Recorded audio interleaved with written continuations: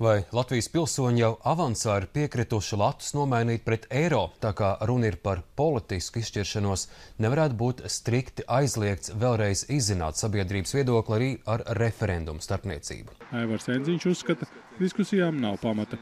Latvija parakstīja iestāšanās līgumu, tur bija punkts arī par monetāro savienību. Līdz ar to nebūtu perspektīva, piemēram, eiro ieviešanas normatīvu aktu apstrīdēšanas Satversmes tiesā. Arī Saeima šajā gadījumā nav tiesīga rosināt vispār referendumu, mēģināt apstrīdēt Satversmes tiesā. Manuprāt, arī nav pamata nekāda. Mārtiņš Mits savukārt norāda, ka jāatdala politiskie un ekonomiskie iebildumi pret eiro no juridiskajām konsekvencēm, kas rodas pievienojoties eirozonai. Šobrīd atbalsts eiro ieviešanai Latvijā ir rekordzems, gandrīz 2/3 ir pret, un referenduma iznākums būtu viegli paredzams.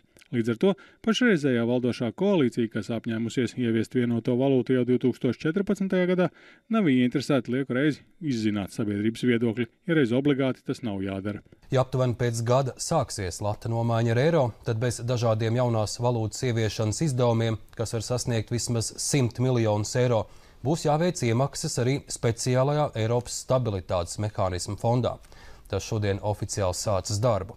Aprēķināts, ka 12 gadu laikā tas Latvijā izmaksās vairāk nekā 300 miljonus eiro, bet krīzes gadījumā iemaksas var pārsniegt 1,5 vai pat 2,5 miljārdus eiro. Ja šajā schēmā kaut kas nojūg un dalība valsts nav spējīgas atmaksāt atpakaļ, tad iestājas tas mehānisms, ko sauc tātad vēl papildus maksa uz pieprasījumu.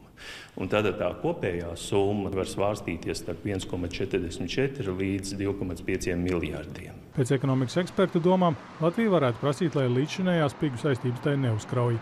Tāda viedokļa būtu labāk, ja Latvijai būtu uztaisīts izņēmums, vai arī, piemēram, mēs iestātos nedaudz vēlāk eirozonā, lai mums nebūtu tomēr jāuzņemās šīs saistības. Jo tagad mēs maksāsim par ballīti, kura bija iepriekš, bet kurā mēs nepiedalījāmies, un tas nav taisnīgi. Latvijai ir liels izredzes izpildīt eirozonas kritērijus, taču pagaidām nav zināms, vai pēc gada būs kam pievienoties. Pret pārlieku parādu kolektivizāciju, ko simbolizē arī stabilitātes mehānisms, iebilst tās eirozonas valstis, piemēram, Somija, kuras nevēlas arvien vairāk maksāt izšķirdīgo dienvidu eiropiešu parādus. Lai gan sabiedriskajās aptaujās lielākā daļa Latvijas iedzīvotāji iestājas pret eiro ieviešanu, valdība no ieceres jau nākošgad pievienoties eirozonai atkāpties negrasās un šonedēļ pieņēma jaunās valūtas ieviešanas likumu. Kaimiņi Igauni eirozonai pievienojās 2011. gadā. Igaunijas iedzīvotāji secinājuši, ka tagad tērē vairāk. Dzīve Igaunijā kļuvusi jūtami dārgāk. Igauņu naudas maks šobrīd ir plānāk nekā pirms 2 gadiem, apliecina arī ielās sastaptie ļaudis. Tas, ka cenas ir pieaugušas, gan ir fakts. Es domāju, ka jums jārēķinās, ka arī Latvijā tā būs. Cenas ir augušas veikalos, algas gan palikušas nemainīgas. Igaunijas satiksmes un komunikāciju ministrs Juhans Pārts uzsver, ka pāriešana uz eiro ir neizbēgama. Uzņēmējs Jāzes Paplauskas, kurš 40 gadus dzīvo Igaunijā, iesaka Latvijai ar eiro ieviešanu steigties lēnām. Piemēram, no iedzīvotāju viedokļa nekādas praktiskas izmaiņas sakarā to, ka Igaunijā ir eiro, nav. Tāpēc iedzīvotājs no tā praktiski neko neiegūst. Ja notiks kā plānots, tad jau pēc gada mūsu naudas makos būs eiro. Šodien ministru kabinets atbalstīja Finanšu ministrijas izstrādāto eiro ieviešanas likumprojektu, kas reglamentēs abu valūtu paralēlas apgrozības un pakāpeniskas nomaiņas jautājums. Tagad rīt sagatavošanās darbi, lai valūtu nomaiņas process varētu sākties 2014. gada 1. janvārī. Sarežģīts un dārgs pārējais posms būs uzņēmējiem, kuriem uz laiku jārēķinās ar dubultu valūtu grāmatvedību. Aplēsts, ka kopumā naudas maiņa visā valstī var izmaksāt vairāk nekā 219 miljonus eiro. Nauda banku kontos automātiski tiks konvertēta eiro. No pirmās dienas tajā tiks maksātas algas un arī atlikuma tirdzniecības vietās izsniegs eiro. Par sarežģīto eirozonas ekonomisko situāciju šodien Rīgā runāja arī 2 Eiropas Savienības komisāri. Iekšlietu komisāra Zviedriete Cecīlija Malmstrēma un mūsu valsts pārstāvs Eiropas Savienības attīstības komisārs Andris Piebalgs. Komisārs atgādināja, ka Latvija ir visciešākās sakars ar eirozonu, ka mēs, iestājoties Eiropas Savienībā, automātiski esam piekrituši ar laiku iestāties arī eirozonā. Un šis jautājums vairs nav apspriežams. Es domāju, no šī viedokļa pilnīgi skaidrs, kur mēs esam. Ja? Tur nav jautājumu par to. Tātad jautājums ir nevis vai, bet kad. Un tas, protams, ir valdības un parlamenta ziņā, kad stāties. Valdība 2014. Es personīgi atbalstu. Bruņojušies ar plakātiem, karogiem un skandinot saukļus, Baltijas lauksaimnieki bija pulcējušies netālu no Eiropas padomes ēkas Briselē, kurā sākusies izšķirīgā Eiropas Savienības valstu vadītāja sanāksme.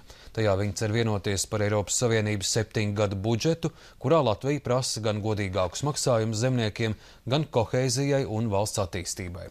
Tā kā teritorija ap samita vietu nodalīta ar dzeloņdrāšu žogu, mūsu zemnieki ar savu akciju līdz valstu vadītāju sanāksmes durvīm netiek. Neprasām vairāk naudas, bet lai attieksme būtu godīga, saka zemnieki, kas Briselē sabraukuši no visiem Latvijas, Lietuvas un Igaunijas novadiem. Baltijas zemnieku prasības saglabājas nemainīgas, ne mazāk kā 80% no Eiropas Savienības vidējā hektāra maksājuma, kas mūsu zemniekiem kaut cik nākamajos 7 gados ļautu konkurēt ar citām Eiropas valstīm. Ceļā uz valstu vadītāju tikšanās vietu pie Baltijas zemniekiem ieradās arī Latvijas premjerministrs Valdis Dombrovskis, kuru Briselē pavada arī zemkopības ministre Laimdota Straujuma un plaša ekspertu un padomnieku delegācija.